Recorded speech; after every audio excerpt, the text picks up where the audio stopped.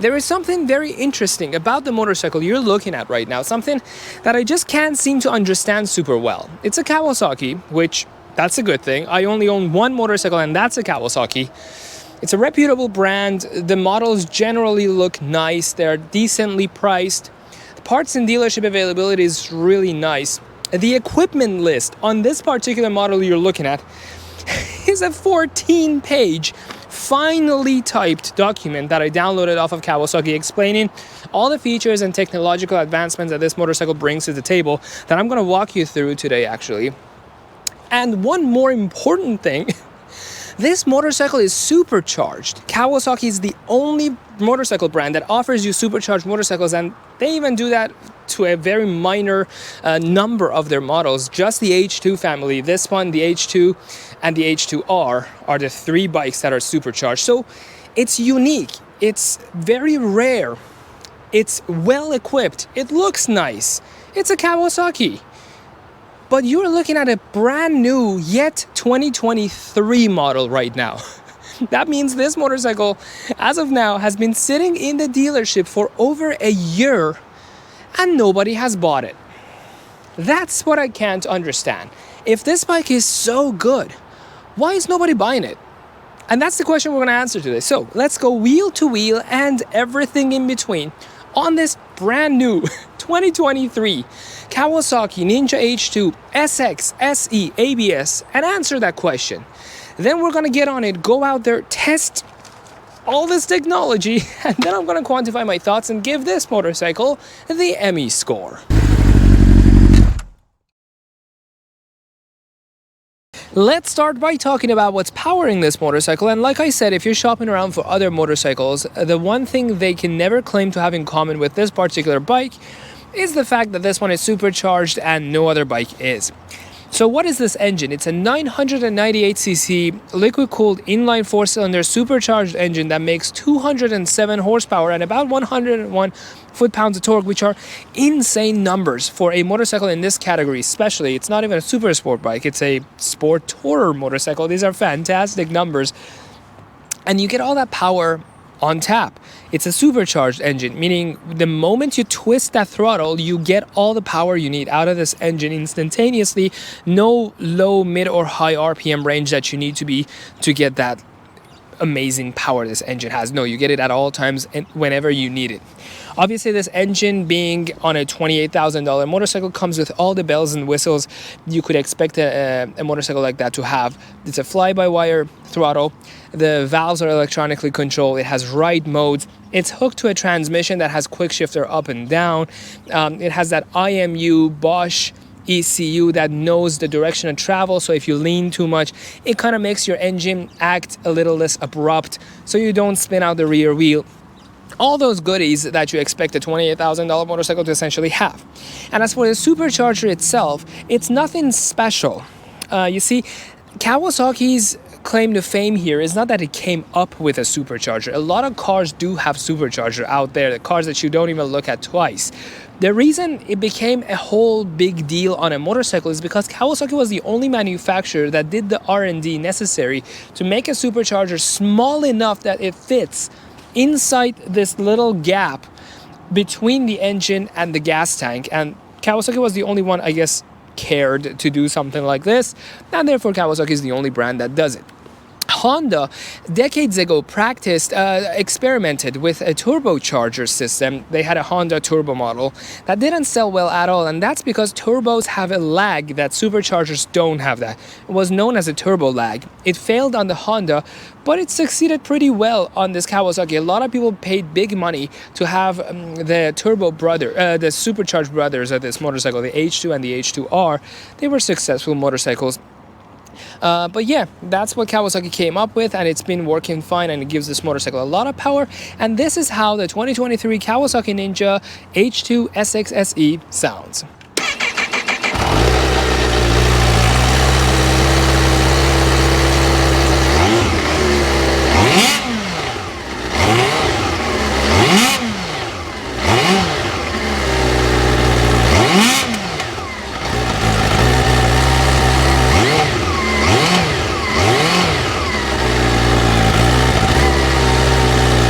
Now let's let's move up to the front of this motorcycle, where you see a clear resemblance between it and the other members of the H2 family. The H2 and the H2R both have the central light and the two air vents on the side. The H2, similar to this one, has one functioning air vent that goes to the supercharger, and the other one is just blocked off.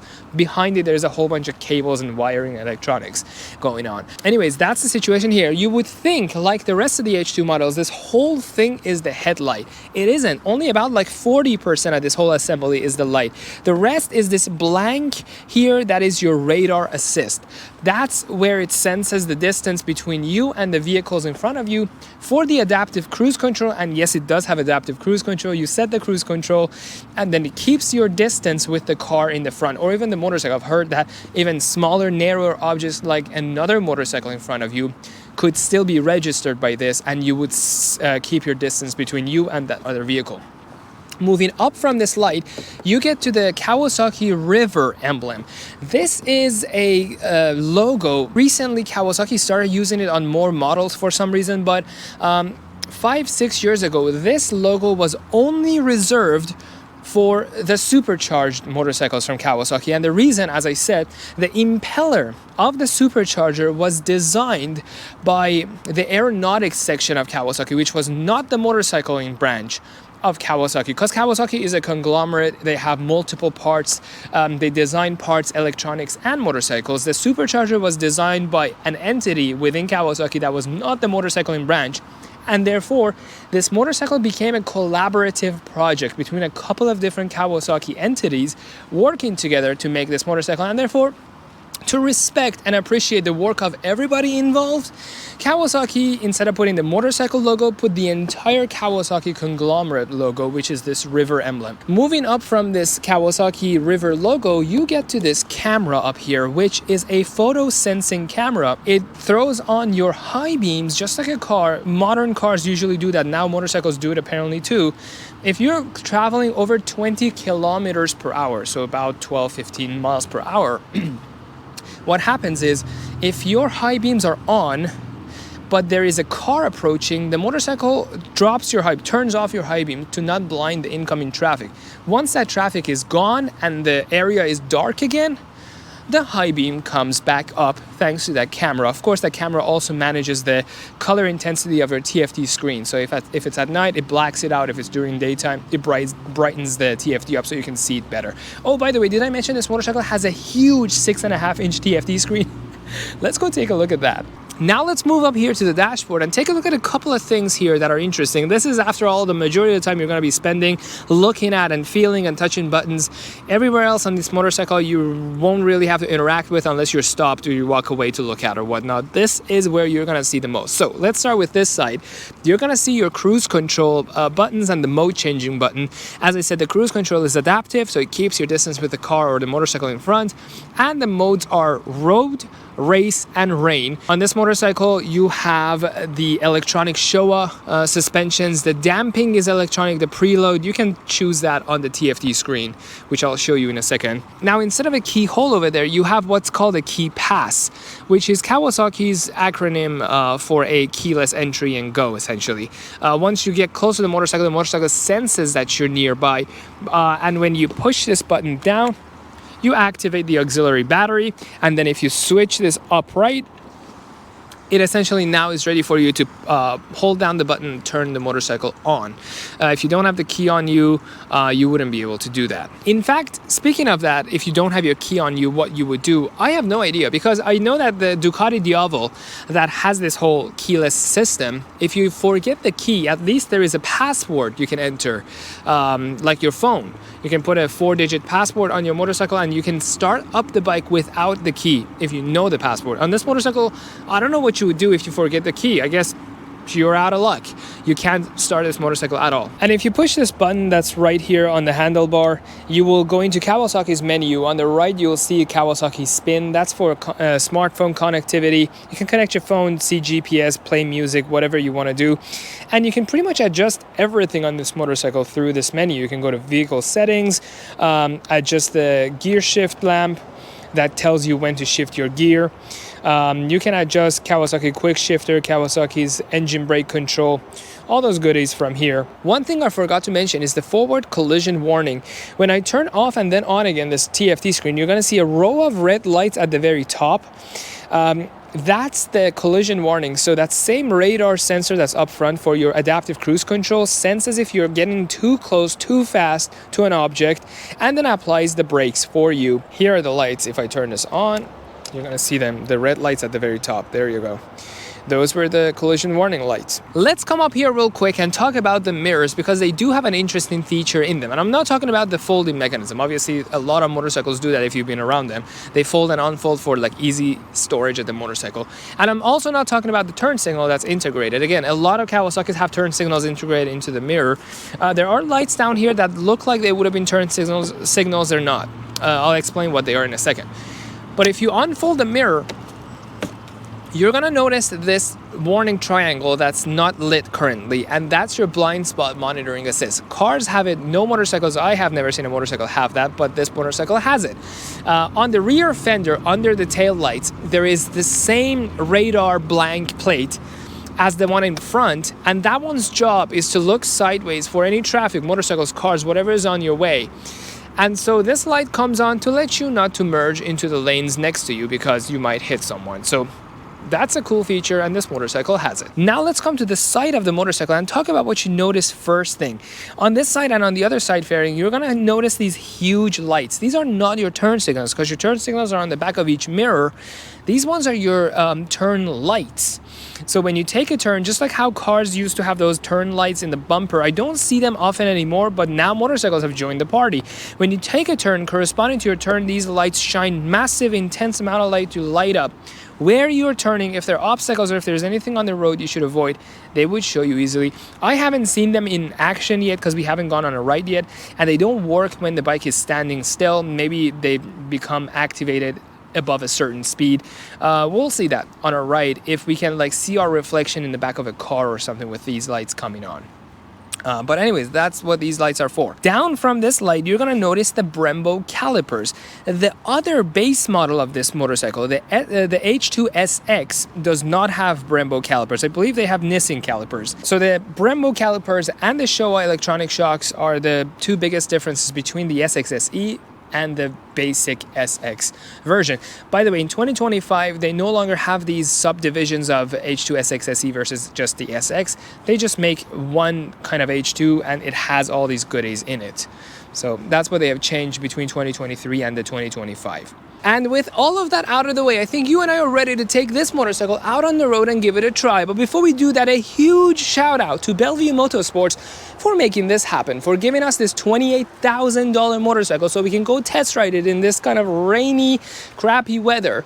And it's gonna dirty up the motorcycle, and they have to again wash and polish and wax and bring this motorcycle back to a showroom shine. But they're willing to do all of that just so you know what you are purchasing when you buy this motorcycle. And so a huge shout out to Bellevue Motorsports. I'll leave a link in the description to their website and to this motorcycle. Go check them out, Bellevue Motorsports. Let's go and ride this bike. All right, let's ride this H2 SX SE. And it has quick shifter, there you go. Second gear, third gear, down second gear. Yeah, the quick shifter is very smooth. Pretty smooth ride. We're getting about 18 miles a gallon now. That's rapidly changing as we accelerate in diesel, right? Okay, let's do the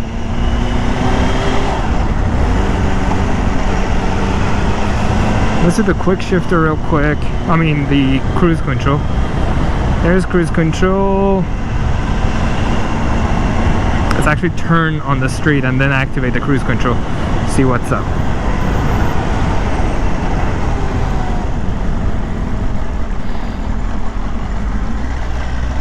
My helmet is fogging too. Not good. Okay, cruise control light is in reserve mode, waiting to be activated. And then you, I think, have to maybe you have to be in third gear or up or something. Okay, it's set for 44 miles, and the adaptiveness of it is active too now. Let's lower the speed to 35. Oh yeah, so it's applying brake too, it's not just relying on...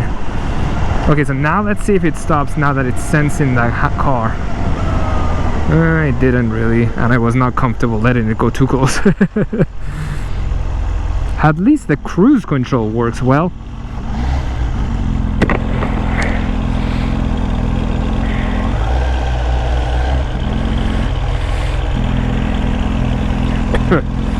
Oh, by the way, it also has grip heater. This button here, you push it once, it's one of the intensities. You push it another one, it's a little less intense, I guess, and you push it a third time and it only blinks. I don't understand. Okay, that has to be okay. So when the green is on, that means it's heated up to the temperature you have set it. If it's orange, if it's yellow like that, that means it's heating up to the temperature you wanted. So that has to be the highest one, because the other setting just immediately became green. So that was the lowest. There you go. Okay, now I can feel it. Perfect. Oh, OEM grip heater, nice. OEM supercharger, OEM grip heater, OEM blind spot monitoring assist. I wonder above what speed those triangles light up, telling me there is somebody in my blind spot. Oh, it's on now, showing that that car is over there. Nice. Okay, yeah, that works too. That works too.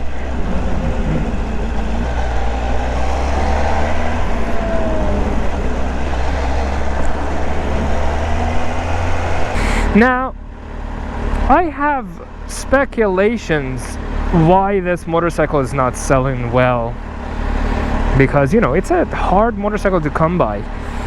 It's rare. You would think because of its rarity, once it shows up somewhere, it would be snatched off the shelves immediately, but here we are with this bike sitting in the dealership for over a year. The reason is it's almost as expensive as the legendary H2, right?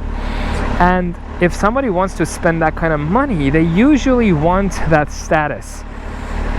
They want to get that, you know, collectible kind of motorcycle. This motorcycle will always live like in the shadows of the H2 and H2R, because you roll up somewhere, they ask you what kind of bike you ride, you say an H2 SXSE, and they're gonna say, oh my god, that like OG H2, the one that looks so cool, has that mirror shine paint, that chrome paint, and so on and so on. And you have to stop and be like, no, the tourer version of that. And I guess a lot of people don't want to be in that spot. They want to be right in the actual one, the actual H2, if they spend this kind of money. But what people fail to see, let's see, 32. Okay, now it has recognized. See, I'm not touching anything, and it's slowing down and speeding up with the speed of that car. What people fail to see is that this motorcycle brings so much more to the table than the regular H2. Let's see if it stops. Nice. Whoa. Wow, it braked so hard. I loved it. It totally stopped the motorcycle from hitting that other car. I love it. The reason people don't the people fail to understand, this bike brings so much more to the table than the H2. The H2 is good at essentially nothing, the original one, because it can't be really a track bike because it's 540 pounds. It can't really be a tourer bike because it's uncomfortable. It has no storage. You can't go anywhere with it. This motorcycle may not have storage on board, but you can get the Pannier storages bags for this motorcycle, and it already comes with the hooks to install. This motorcycle has the adaptive cruise control, has the blind spot assist, has the collision avoidance system, has this electronic suspensions. None of these are on the original H2, and you have to pay $7 grand more to get one of those than this. Hoping that a video like this really outlines the equipment that's on this motorcycle, so that if you guys are out there doing research, trying to find a bike you want to get, excuse me, you seriously consider one of these, especially this one, a brand new, like with how many miles right now on it? Is it this one? 5 miles only on the odometer now that I wrote like 2 miles more on this. It was 3 miles when we started the video. At 5 miles and it's a 1.5-year-old motorcycle, you can probably negotiate some price with the dealership. Overall, I love this bike. I think this is way more useful than the OG H2. The OG H2 is essentially useless, honestly. To be fully honest with you guys, this motorcycle isn't. It's well worth the price, even if it's 28 grand. I think this is totally a motorcycle that justifies its price tag. Take a closer look at this bike. See if it's something that suits your needs. Anyways, let's go for the EMI score. And now, onto the EMI score for the 2023 Kawasaki Ninja H2 SX SE ABS. In the commuter category, you get LED lights with auto high beam function, blind spot monitoring assist, grip warmers, adaptive cruise control, collision warning, keyless go, various ride modes, and a couple of other features that we did not have enough time to dive into, like the vehicle hold assist that engages the brakes when you're fully stopped even if you let go of the brake lever, and the tire pressure monitoring system or TPMS that shows you if your tire pressure is low. This is truly the most sophisticated motorcycle I have come across. The bike has little storage as is, but there are mounting points on the tail of the bike for Kawaski OEM Panniers. Speaking of pricing, this bike is very expensive. In 2023, it retailed for $28,000, and in 2025, the models are selling for $29,100 US. Kawasaki is generally a very reliable brand. However, by the sound of it, it is fairly accurate to say that supercharged Kawasaki's are slightly less reliable than their naturally aspirated counterparts due to the added strain on the engines. These engines are not necessarily fortified for the enormous amount of additional power. Same engine putting a lot more power usually means a less reliable combination. The Ninja H2 SX SE gets a 17 out of 20 in the commuter category. Now onto the performance/dope factor category. The SX SE has traction control, electronically adjusted engine valves, intelligent ABS, cornering assist, adjustable engine brake control, electronic suspensions, launch control, and a quick shifter. So there's no shortage of performance-oriented features either. It weighs 590 pounds, which is considered pretty heavy for a motorcycle. Granted, it is a touring bike and not a super sport, agile motorcycle, but it doesn't take away from the fact that it is challenging to maneuver it around town or tight corners. It's got a lot of power, roughly 180 horsepower at the rear wheel and about 101 foot-pounds of torque. As for the design choices in marketplace, it feels very premium. The front end design is very sharp in my opinion, but the tail light section looks a bit bland and outdated. Although it isn't a special edition motorcycle, but it's supercharged, which in and of itself is pretty cool. The Ninja H2 SX SE gets a 14 out of 20 for the overall performance and dope factor category, and it sits here on the list of other sport bikes I have reviewed.